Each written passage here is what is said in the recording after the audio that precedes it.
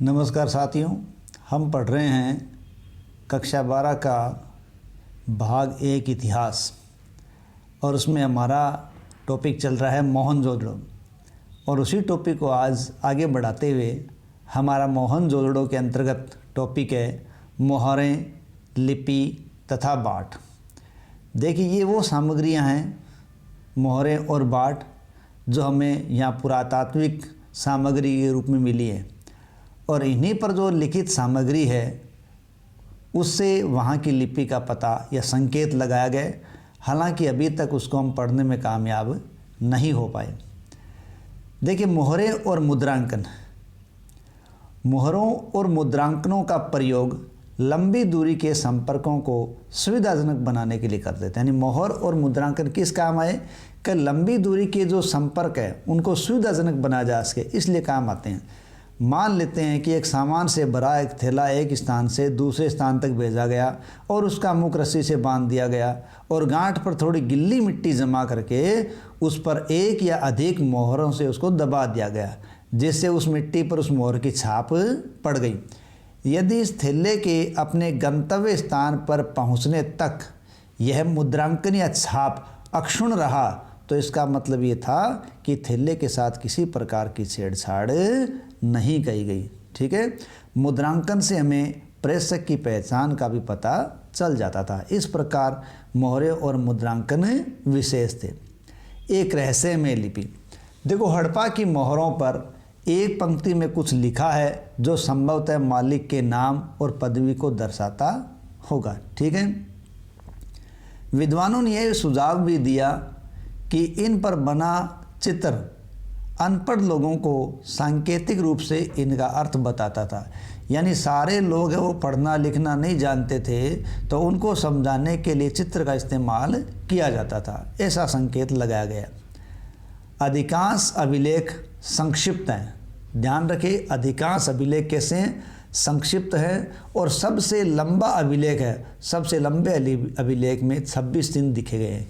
कितने चिन्ह देखे गए हैं? 26।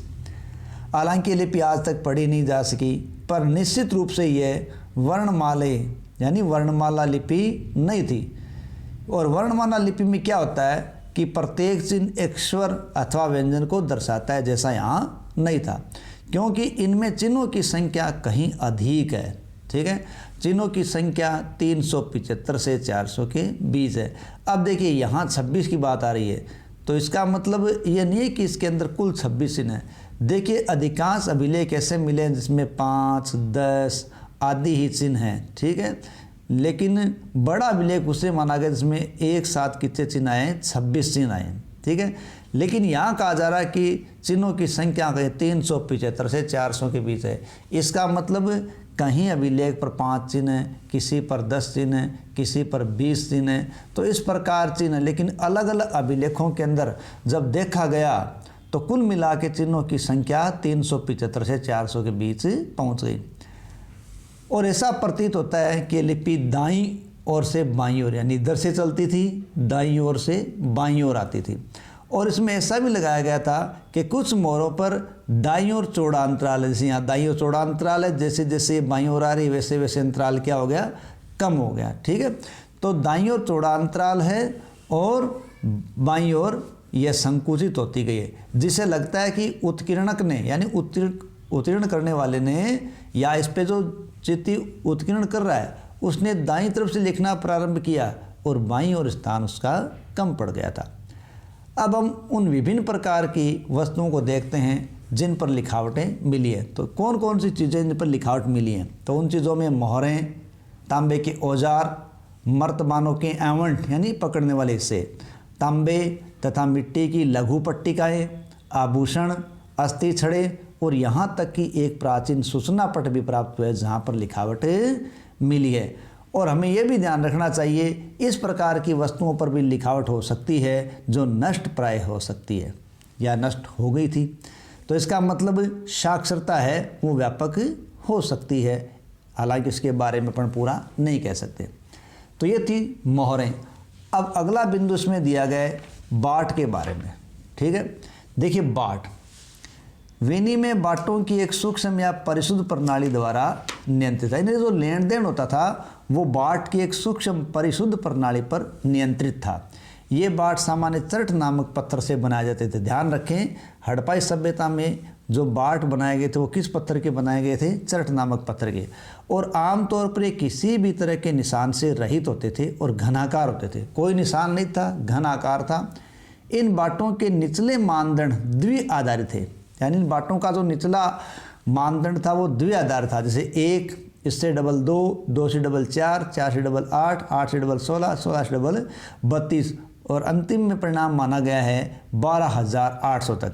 ठीक है, तो ये निचले मानदंड तो द्विआधार थे, जबकि ऊपरी मानदंड दशमलव प्रणाली का अनुसरण करते थे। ठीक है, छोटे बाटों का प्रयोग संभवतः आभूषणों और मनकों को तोलने के लिए करते होंगे और धातु से बने तराजू के पलड़े भी हमें मिले हैं। ठीक है, तो आभूषण तोलने के लिए छोटे बाट काम आते होंगे। बाट है वो द्विआधारी और दशमलव प्रणाली पर आधारित थे। अगला अपना मोहरों के बाद टॉपिक है प्राचीन सत्ता। देखिए, हड़प्पाई समाज में जटिल फैसले लेने और उनको कार्यान्वित करने के संकेत मिलते हैं। क्या जटिल संकेत फैसले लिए जाते थे और उनको कार्यान्वित भी किया जाता था, ऐसे संकेत मिले। उदाहरण के लिए हड़प्पाई पुरावस्तुओं में असाधारण एक रूपता को ले लें, यानी हड़प्पाई जो पुरावस्तुएं हैं उनमें असाधारण रूप से एक रूपता मिली है। जैसा कि मृदभांड हैं, मोहरें हैं, बाट हैं, ईंट है, ये सब एक रूपता में है। इसका मतलब ये किसी न किसी एक रूपता के संकेत हैं। महत्वपूर्ण बात यह है कि ईंट जिनका उत्पादन स्पष्ट रूप से किसी एक केंद्र पर नहीं हुआ था, जम्मू से गुजरात तक पूरे क्षेत्र में ये समान अनुपात में थी, यानी उत्पादन अलग अलग हो रहा है लेकिन सभी जगहों का जो अनुपात है वो समान है। और हम ये भी देख रहे हैं कि अलग अलग कारणों से बस्तियां विशेष स्थानों पर आवश्यकता अनुसार स्थापित की गई थी।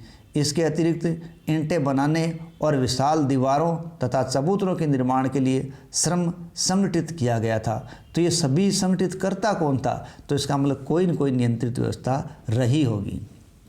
प्रासाद व शासक। सत्ता के केंद्र अथवा सत्ताधारी लोगों के विषय में पुरातात्विकरण हमें कोई त्वरित उत्तर नहीं देते। यानी सत्ता क्या थी, सत्ताधारी लोग कैसे थे, कौन थे, इसके बारे में हमें पुरातात्विक साक्ष्यों से कोई जानकारी अभी तक नहीं मिली है। हालांकि पुरातत्वविदों ने मोहनजोदड़ो से एक विशाल भवन जरूर प्राप्त किया। कहाँ से? मोहनजोदड़ो से एक विशाल भवन प्राप्त किया, इसको प्रासाद की संख्या दी गई, लेकिन इससे संबंधित कोई वस्तु नहीं मिली। एक पत्थर की मूर्ति मिली है जिसे पुरोहित राजा कहा गया है और यह नाम आज भी प्रचलित है। ऐसा इसलिए क्योंकि पुरातत्वविद्या हैं वो मेसोपोटामिया के इतिहास को जानते थे और वहाँ के पुराहित राजाओं से वो परिचित थे। तो यहीं पर जो समानताएं थी वो सिंधु क्षेत्र में भी उन्होंने खोजने का प्रयास किया। लेकिन जैसा हम आगे पढ़ेंगे कि हड़प्पा की सभ्यता में अनुष्ठानिक प्रथाएं अभी तक ठीक प्रकार से हम नहीं समझ पाए और न ही यह जान पाए हैं कि ये कैसे थे, अनुष्ठान कैसे करते थे, उनके पास क्या सत्ता होती थी, इनके बारे में हमें कोई निश्चित रूप से जानकारी नहीं है। कुछ पुरातात्विक इस मत के हैं कि हड़प्पाई समाज में शासक नहीं थे तथा सभी की सामाजिक स्थिति समान थी। एक तो तथ्य क्या है कि कोई शासक वर्ग नहीं था और सभी की स्थिति क्या थी, समान थी। और दूसरा पुरातत्वविद क्या मानते हैं कि यहाँ कोई एक नहीं बल्कि कई शासक वर्ग थे। ठीक है, जैसे मोहनजोदड़ो और हड़प्पा इनके अलग अलग राजा होते थे। और कुछ क्या तर्क देते हैं, कुछ ये तर्क देते हैं कि एक ही राज्य था, जैसा कि पुरावस्तुओं में समानताओं के, नियोजित बस्तियों के साक्ष्यों से, ईंटों के आकार में निश्चितता से तथा बस्तियों के कच्चे माल के स्रोतों के समीप स्थापित होने से पता चलता है। ये बात यहाँ ध्यान रखें कि ज़्यादातर लोगों का क्या मानना है कि ये एक ही राज्य था और ऐसा संकेत पुरावस्तुओं में समानताओं से लगाया जाता है कि पुरावस्तुओं में समानताएं हैं, नियोजित बस्तियों के साक्ष्य हैं, ईंटों के आकार में अनुपात हैं तथा बस्तियों का कच्चे माल के स्रोतों के समीप स्थापित होने का जो प्रमाण है वो संकेत करता है कि एक ही समाज या राज्य था। अभी तक की स्थिति में अंतिम परिकल्पना सबसे ज़्यादा युक्तियुक्त मानी गई है, क्योंकि ये कदाचित संभव नहीं लगता कि पूरे के पूरे समुदायों द्वारा इकट्ठे ऐसे जटिल निर्णय लिए तथा कार्यान्वित किए जाते। यानी निर्णय अगर समुदाय अलग अलग होते तो इकट्ठे होकर इस प्रकार का जटिल निर्णय लेना संभव नहीं प्रतीत होता। इसका मतलब पूरा का पूरा जो एक ही होगा। सभ्यता का अंत। ऐसे साक्ष्य मिले जिनके अनुसार लगभग 1800 ईसा पूर्व तक चोलिस्तान यानी थार के रेगिस्तान का वो क्षेत्र जो पाकिस्तान की रेगिस्तानी सीमा से लगता है, वो क्या है, चोलिस्तान। तो 1800 ईसा पूर्व तक चोलिस्तान जैसे क्षेत्रों में अधिकांश विकसित हड़प्पा स्थलों को त्याग दिया गया और इनके साथ ही गुजरात, हरियाणा, पश्चिमी उत्तर प्रदेश की नई बस्तियों में आबादी बढ़ गई। कब त्यागा गया? 1800 ईसा पूर्व के आसपास। ऐसा लगता है कि उत्तर हड़प्पा के क्षेत्र 1900 ईसा पूर्व के बाद भी अस्तित्व में रहे। कुछ चुने हुए हड़प्पा स्थलों की भौतिक संस्कृति में बदलाव आया, जैसे सभ्यता की विशिष्ट पुरावस्तुओं, बाटों, मोहरों, विशिष्ट मानकों का समाप्त हो जाना। इसका मतलब बदलाव आ गया है। बाट, मोहर और विशिष्ट मानकें थे, उनकी स्थितियां समाप्त हो गई। लेखन, लंबी दूरी का व्यापार तथा शिल्प विशेषज्ञता भी समाप्त हो गई। इसका मतलब बदलाव आ रहा है। कब से बदलाव आ रहा है? 1800 ईसा पूर्व के बाद। सामान्यतः थोड़ी वस्तुओं के निर्माण के लिए थोड़ा ही माल प्रयोग में लाया जाता था।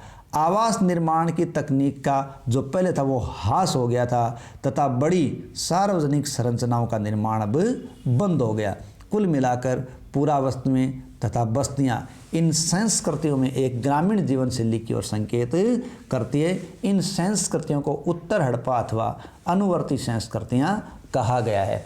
यानी 1800 ईसा पूर्व के पास जब चोलिस्तान के क्षेत्र है वो नष्ट भ्रष्ट होने लगे या त्याग दिए जाने लगे, उसके बाद की जो बस्तियां बसाई गई उसमें शहरी संकेत कम और ग्रामीण पृष्ठभूमि के तत्व ज़्यादा दिखाई देने लगे।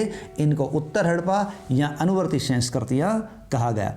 अब बात आती है कि परिवर्तन हुए तो कैसे हुए। इस विषय में कई व्याख्याएं दी गई है और इनमें से क्या माना गया है कि जलवायु परिवर्तन से, वनों की कटाई से, अत्यधिक बाढ़ आने से, नदियों के सूख जाने से या नदियों के द्वारा मार्ग बदल लेने से, भूमि का अत्यधिक उपयोग होने से, ये सब परिस्थितियाँ उत्पन्न हुई होंगी।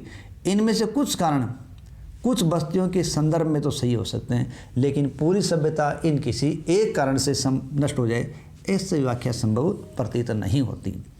ऐसा लगता है कि एक सुदृढ़ एकीकरण के तत्व है, संभवतः हड़प्पाई राज्य का अंत हो गया था। ऐसा लगता है कि एक सुदृढ़ एकीकरण का तत्व जो था हड़प्पा, उस राज्य का अंत हो गया था। मोहरों, लिपि, विशिष्ट मणके तथा मृद भांडों के लोप, मानकीकृत बाट प्रणाली के स्थान पर स्थानीय बाटों का प्रयोग, शहरों के पतन तथा परित्याग जैसे परिवर्तनों से इस तर्क को बल मिलता है कि उपमहाद्वीप को एक पूरी तरीके से अलग क्षेत्र में नए शहरों के विकास के लिए एक सहस्राब्दी से भी अधिक समय तक प्रतीक्षा करनी पड़ी। एक आक्रमण के साक्ष्य। अब देखिए, सभ्यता के नष्ट भ्रष्ट होने में कुछ संकेत आक्रमण के भी लगाए गए और आक्रमण से संबंधित कुछ तथ्य यहाँ दिए गए। और ऐसा ही एक संकेत है डेडमैन लेन। देखो, डेडमैन लेन एक बहुत ही संकरी गली है और इसकी चौड़ाई से 3 से 6 फीट है। डेडमैन लेन बहुत क्या है, संकरी गली है और इसकी चौड़ाई लगभग 3 से 6 फीट मानी गई है। ठीक है, वह बिंदु जहाँ ये गली पश्चिम की ओर मुड़ती है, ये गली इस प्रकार पश्चिम की ओर मुड़ी है। ठीक है, किधर मुड़ी? पश्चिम की तरफ। वहाँ 4 फीट तथा 2 इंच की गहराई पर, कहाँ? 4 फीट 2 इंच की गहराई पर एक खोपड़ी का भाग तथा एक वयस्क की छाती और हाथ के ऊपरी भाग की हड्डियाँ मिली है। ये सभी बहुत बुरी अवस्था में थी। यह दड़ पीठ के बल गली में आड़ा पड़ा था। पश्चिम की ओर 15 इंच की दूरी पर एक छोटी खोपड़ी के कुछ टुकड़े थे, इसलिए इन अवशेषों के नाम पर इस गली का नाम डेडमैन लेन पड़ गया। ये बात किसके आधार पर कही गई है? जॉन मोर्सल, जिन्होंने Mohenjodaro and the Indus civilisation के माध्यम से इसको संकेत किया है। ठीक है, 1925 में क्या हुआ? 1925 में मोहनजोदड़ो के इसी भाग में 16 लोगों के अस्थि पंजर उन आभूषणों सहित मिले जो उन्होंने मृत्यु के समय पहन रखे थे। बहुत समय पश्चात 1947 में R.E.M. व्हीलर ने, जो भारतीय पुरातात्विक सर्वेक्षण के तात्कालिक डायरेक्टर जनरल थे, इस पुरातात्विक साक्ष्यों का उपमहाद्वीप में ज्ञात प्राचीनतम ग्रंथ ऋग्वेद के साक्ष्यों से संबंध स्थापित करने का प्रयास किया। यानी जो साक्ष्य मिले उन साक्ष्यों के आधार पर उन्होंने ऋग्वेद में जो कुछ लिखा गया उनसे उसने साम्यता स्थापित करने का प्रयास किया। और उन्होंने क्या लिखा? ऋग्वेद में पुर शब्द का उल्लेख, जिसका अर्थ है प्राचीर, किला या गढ़, ये आर्यों के युद्ध के देवता इंद्र को पुरंदर अर्थात गढ़ विध्वंसक कहा गया है, उससे मिलाते हैं। ये दुर्ग कहाँ हैं या थे?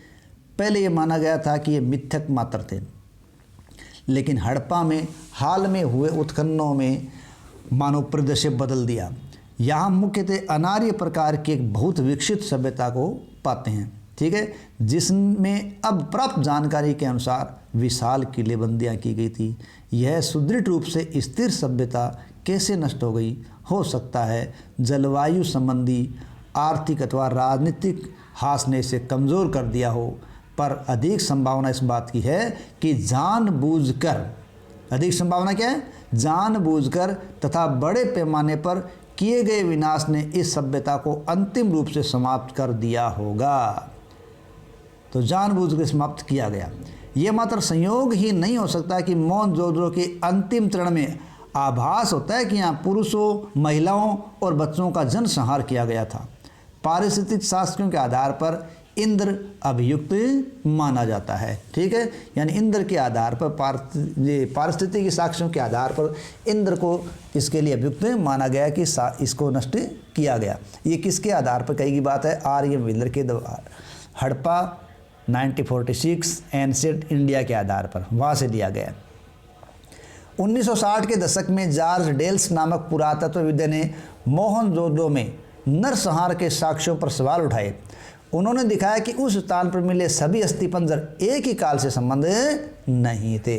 जब वो एक ही काल के संबंधित अस्थिपंजर नहीं है तो हम ये भी नहीं कह सकते कि वो एक ही साथ जनसंहार किया गया हो, तो अलग अलग समय पर मरे होंगे। हालांकि इनमें से 2 से निश्चित रूप से संहार के संकेत मिले हैं। इस पर अधिकांश अस्थियां जिन संदर्भों में मिली है वे इंगित करती है कि ये अत्यंत लापरवाही तथा श्रद्धाहीन तरीके से बनाए गए स्वाधान थे। शहर के अंतिम काल से संबंध विनाश का कोई स्तर नहीं मिला है। व्यापक स्तर पर अग्निकांड के चिन्ह भी नहीं है। चारों ओर फैले हथियारों के बीच कवचधारी सैनिकों के शव भी नहीं है। यदि कवचधारी सैनिकों के शव होते तो ये मानते कि लोगों ने आक्रमण किया होगा और इन्होंने बचाव किया होगा। जब कवच आदि बचाव का साधन नहीं है तो आक्रमणों का संकेत भी नहीं लगता। दुर्ग से जो शहर का एकमात्र किलेबंद भाग था, अंतिम आत्मरक्षण के कोई साक्ष्य भी नहीं मिला, यानी अंतिम रूप से उन्होंने आत्मरक्षा के लिए प्रयास किया, ऐसा कोई साक्ष्य नहीं मिला। ये किसका कथन है? G.F. डेल्स के द्वारा the mythical massacre at Mohenjodaro expedition 1964 से लिया गया। तो इस प्रकार हम देखते हैं कि इनका पूरी तरीके से हम कुछ सॉल्यूशन नहीं निकाल पाए हैं या इनके बारे में कुछ जानकारी पूरी इकट्ठी नहीं कर पाए। आज की वीडियो में इतना ही, अगले पार्ट में करेंगे हड़प्पा सभ्यता की खोज। धन्यवाद।